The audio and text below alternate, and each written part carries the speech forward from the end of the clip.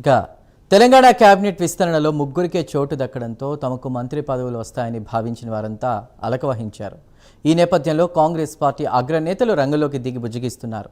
Ibrahimpatnam MLA Malreddy Rangareddy నివాసానికి PCC chief Mahesh Kumar Goud, రవాణా శాఖ మంత్రి పొన్నం ప్రభాకర్ వెళ్లి ఆయన బుజ్జగించారు. మరోవైపు మంత్రి పదవి రాకపోవడంతో ఎమ్మెల్యే కోమటిరెడ్డి రాజగోపాల్ రెడ్డి తీవ్ర అసంతృప్తితో ఉన్నారు. ఈ నేపథ్యంలో తెలంగాణ రాష్ట్ర వ్యవహారాల బాధ్యురాలు మీనాక్షి నటరాజన్ మంత్రి జి వివేక్ కోమటిరెడ్డి రాజగోపాల్ రెడ్డితో భేటీ అయినట్టు తెలుస్తోంది. పూర్తి డీటెయిల్స్ని ఫీల్డ్ రిపోర్ట్ ద్వారా మా ప్రతినిధి నాగేంద్ర అందిస్తారు. నాగేంద్ర. Thank you Chandu. తెలంగాణ రాష్ట్రంలో కాంగ్రెస్ ప్రభుత్వం ఏర్పడిన తర్వాత 17 నెలల తర్వాత మంత్రివర్గ విస్తరణ నిన్న జరిగినటువంటి పరిస్థితి. ముఖ్యంగా ఈ మంత్రివర్గ విస్తరణలో కూడా దాదాపు మంత్రివర్గ విస్తరణ జరగకముందు సీఎంతో కలుపుకొని 12 మంది మంత్రివర్గంలో ఉంటే ఇంకా 6 బెర్తులు ఖాళీగా ఉన్నాయి. 6 బెర్తులకు సంబంధించి ఇప్పటికే తీవ్ర పోటీ నెలకొన్నది. కానీ నిన్న 6 బెర్తుల్లో 3 బెర్తులను మాత్రమే మంత్రివర్గంలో ఫిలప్ చేసినటువంటి పరిస్థితి ఉంది. దాంట్లో ఇంకా మిగిలినటువంటి 3 బెర్తులు ఖాళీగానే ఉన్నాయి.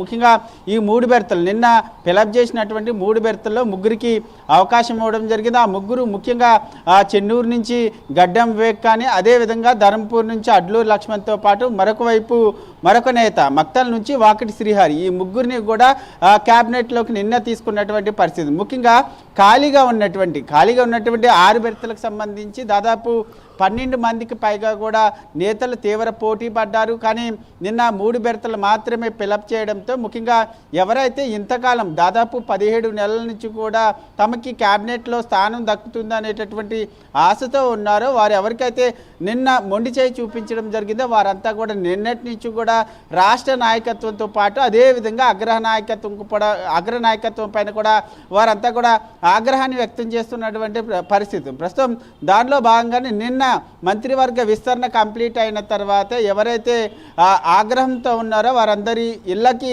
రాష్ట్ర నాయకత్వానికి సంబంధించినటువంటి కీలక నేతలు, ముఖ్యంగా రాష్ట్ర వ్యవహారాల ఇన్ఛార్జ్ అయినటువంటి మీనాక్షి నటరాజన్ కానీ, అదేవిధంగా పీసీసీ అధ్యక్షుడు మహేష్ కుమార్ గౌడ్తో పాటు ఇతర కొంతమంది మంత్రులంతా కూడా నిన్న ఆగ్రహంగా ఉన్నటువంటి ముఖ్యంగా నిజామాబాద్కి సంబంధించినటువంటి సుదర్శన్ రెడ్డి నివాసానికి మంత్రివర్గ విస్తరణ జరగకముందే, మంత్రివర్గ విస్తరణలో భాగంగా ప్రమాణ స్వీకారం చేయకముందే ఆయన నివాసానికి వెళ్ళి ఆయన్ని బుజ్జగించేటటువంటి ప్రయత్నం చేశారు. ఎందుకంటే ఇంకా 3 బెర్తులు ఖాళీగా ఉన్నాయి కాబట్టి ఆ 3 బెర్తులు కన్ఫామ్గా మీకు క్యాబినెట్లోకి తీసుకుంటామంటూ కూడా నిన్న సుదర్శన్ రెడ్డికి హామీ ఇవ్వడం జరిగింది. అనంతరం ముఖ్యంగా ఆదిలాబాద్ నుంచి చాలా తీవ్ర పోటీ, ముఖ్యంగా ఆదిలాబాద్ నుంచి నెక్స్ట్ ఈ జరిగేటటువంటి మంత్రివర్గ విస్తరణలో తన పేరే ఉంటుందంటూ బహిరంగంగా చెప్పినటువంటి ప్రేమ్ సాగర్ రావుని పక్కన పెట్టి ముఖ్యంగా చెన్నూరు ఎమ్మెల్యే అయినటువంటి గడ్డం వివేక్కి మంత్రివర్గంలోకి తీసుకోవడం జరిగింది. దాంతో చాలా తీవ్ర ఆగ్రహాన్ని వ్యక్తం చేయడం జరిగింది. ప్రేమ్ సాగర్ రావు నివాసానికి కూడా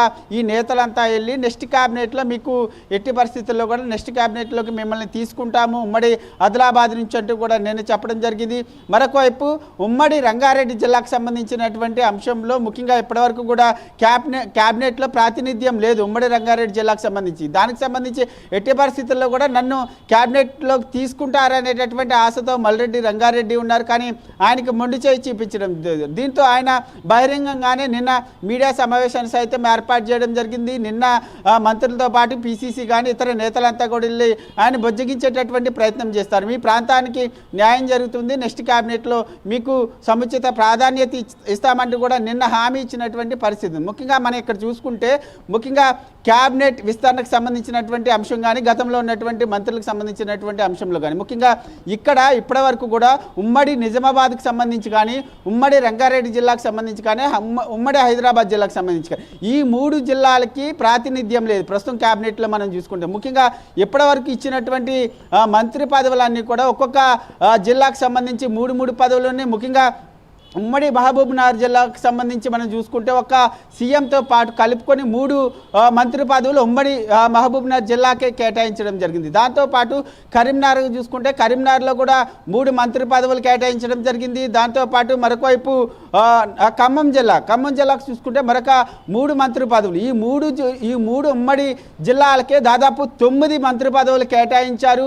ముఖ్యంగా మరొక నల్గొండ జిల్లాకి కానీ అదేవిధంగా వరంగల్, ఈ 2 జిల్లాలకి ఇద్దరు మంత్రులను కేటాయించినటువంటి పరిస్థితి ఉంది. మెదక్తో పాటు ఆదిలాబాద్కి ఒక్కొక్క మంత్రిని ఇచ్చారు. కానీ ఈ జిల్లాలకు సంబంధించి మనం మొదటగా చెప్పుకున్నటువంటి 3 జిల్లాలకు సంబంధించి ముగ్గురు మంత్రి పదవులు ఇచ్చారు. కానీ అటు నిజామాబాద్కి సంబంధించి కానీ హైదరాబాదు రంగారెడ్డికి సంబంధించి కానీ ఎందుకు ఇప్పటి వరకు ప్రాతినిధ్యం ఇవ్వలేదనేది మాత్రం కాంగ్రెస్ కార్యకర్తల్లో కొంత ఆందోళన వ్యక్తం చేస్తున్నారు. దాంతోపాటు ఎవరైతే క్యాబినెట్లో ఆశించారో వారంతా కూడా ఆగ్రహం వ్యక్తం చేస్తున్నటువంటి పరిస్థితి. ముఖ్యంగా దీనికి సంబంధించిన దీంతో పాటు మరొక వైపు రంగారెడ్డి హైదరాబాద్కు చూసుకుంటే ముఖ్యంగా కాంగ్రెస్ పార్టీ చాలా వీక్గా ఉంది. ఇక్కడ మంత్రి పదవులు భర్తీ చేయాల్సినటువంటి అవసరం ఉంది. ఎందుకంటే ఇక్కడ మంత్రి పదవులు ఇస్తేనే కాంగ్రెస్ పార్టీని బలోపేతం చేసేటటువంటి అవకాశం ఉంటుందంటూ కూడా కాంగ్రెస్ కార్యకర్తలు కానీ కాంగ్రెస్ నాయకులు కానీ చెప్తున్నటువంటి పరిస్థితి. అలాంటి ఈ 2 జిల్లాలకు ఉమ్మడి రంగారెడ్డి కానీ హైదరాబాద్కి కానీ ఎందుకు క్యాబినెట్లో స్థానం కల్పించలేదు అనేది ప్రధాన ప్రశ్నగా మిగిలింది. నాయకులంతా కూడా